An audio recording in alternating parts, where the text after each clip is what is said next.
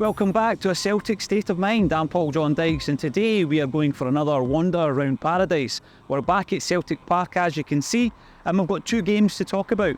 First one was the first Champions League encounter at home against Lazio on Wednesday night, and then of course we followed that up with potentially the best performance of our campaign as we defeated Kilmarnock 3-1. So let's have a look at both of those games. Big disappointment on Wednesday night, wasn't it? We were so close, and we keep using this word margins, and this is what happens in the European game. If you're not clinical enough, you will be at the end of the game ruining your missed opportunities, and obviously if you're not tight enough at the back, they will capitalise, and that's exactly what happened against Lazio. At the back, I think that for the best part we looked okay. I thought we were solid enough, and the man that makes the mistake is the one you would least expect to make that mistake in Carter Vickers. I'm going to start with him. So he came on and he made that mistake. We lose the game 2-1. But what about his performance against Kilmarnock? We look a stronger unit with him at the back. I'm going to be looking forward to seeing Liam Scales and how he develops a partnership now with Carter Vickers. We just look like a much more confident and structured unit at the back with Carter Vickers in there. We've seen what he did last season and the season before in creating a partnership with Karl Starfelt. And although I'm not comparing the two players as such, he does make players look better, like Van Dijk did when he was playing centre-half for Celtic. That moves me on to Carter Vickers' partner at the weekend, Liam Scales. Another fantastic performance. And what about the comments from Brendan Rodgers after the game, saying that it's one of the biggest surprises of his coaching career?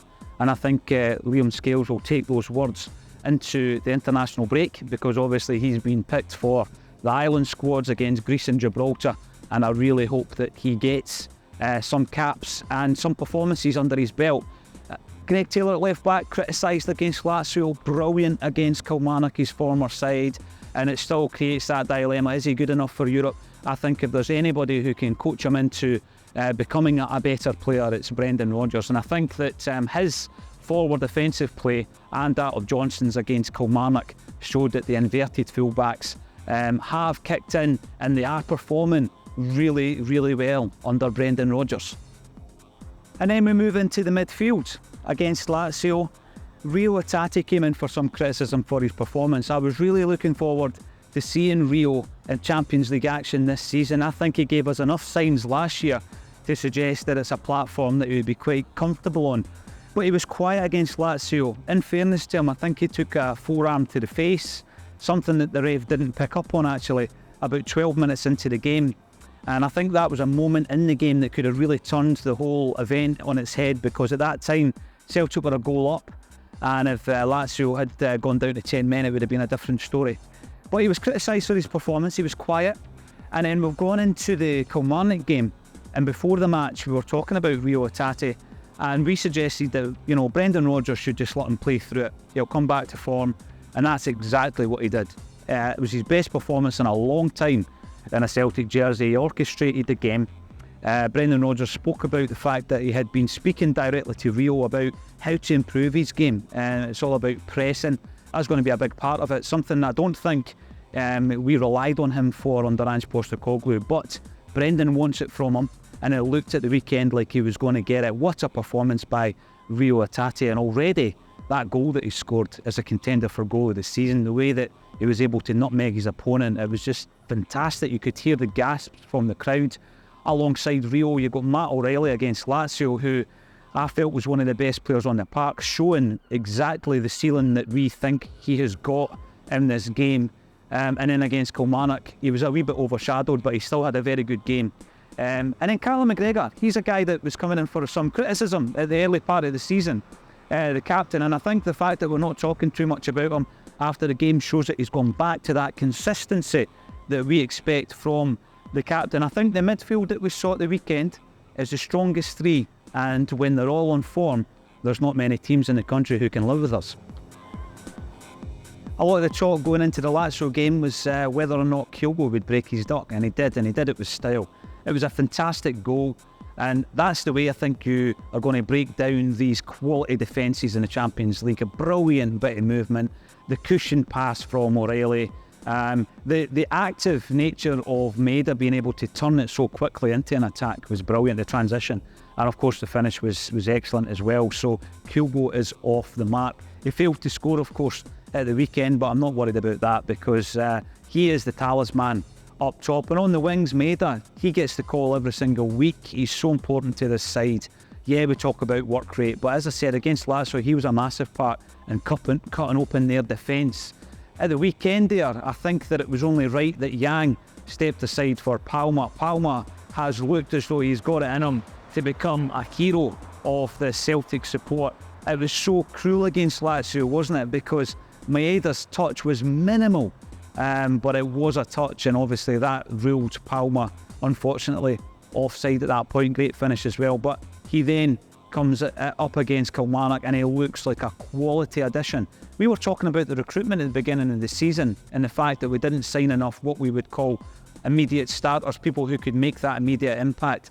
But, you know, Palma, now that he's get going, it looks as though he's been a very, very shrewd bit of business by the club. And at this moment in time, he is a first pick. He must start week in, week out. And I think that when we look at the Lazio game in its entirety, yeah, it was cruel and it was very, very disappointing. But after the match, we were talking about taking as many positives as possible from that particular match, because I don't think we were far away.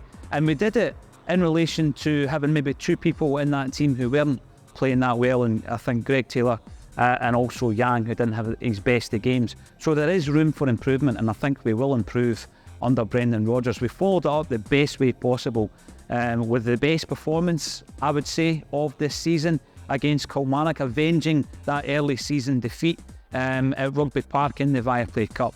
And it was a very comfortable win. It could have been 5 or 6-0. Some of the play, the passages of play was phenomenal to watch, sensational football.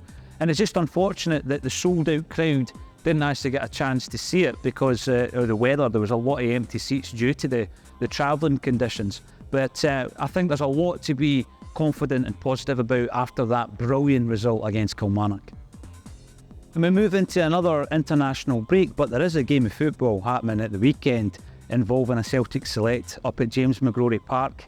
It's the St Roch centenary match, St Roch select versus a Celtic select, and some of the players haven't yet been announced. We're going to leave that for this week. Keep an eye on the social media channels in the lead up to that big game, but it's going to be a very strong Celtic side to take on the Rock for the centenary game. And you will have noticed last week that we announced the management team, and we actually got a wee interview with Willie Hockey as well, so check that out on the channel. On Friday night, we were with Chris Sutton for a sold-out event at Don Max in Glasgow, and something quite incredible happened that night. We took along one of the jerseys that had been donated to us anonymously, and this jersey was donated by someone who was given it as a retirement gift after 30 years employment, and he decided to give it to us for the fundraiser for wee Jamie Tierney, and we auctioned it off at the weekend on Friday night, and I couldn't believe what happened. So two people entered into a bidding war, and it got up to £3,000, £3,000 for wee Jamie Tierney, and I know already that the family are absolutely amazed at the generosity of the people who were bidding that night. So thank you everybody for getting involved. The link is still under the video. We're still bringing in jerseys on a daily basis, and it just shows you the difference that can be made. Thanks everybody for getting involved in that, and thank you once again for joining me for a wee wander round paradise. Make sure that you join us again tomorrow at 12:30 for a Celtic State of Mind.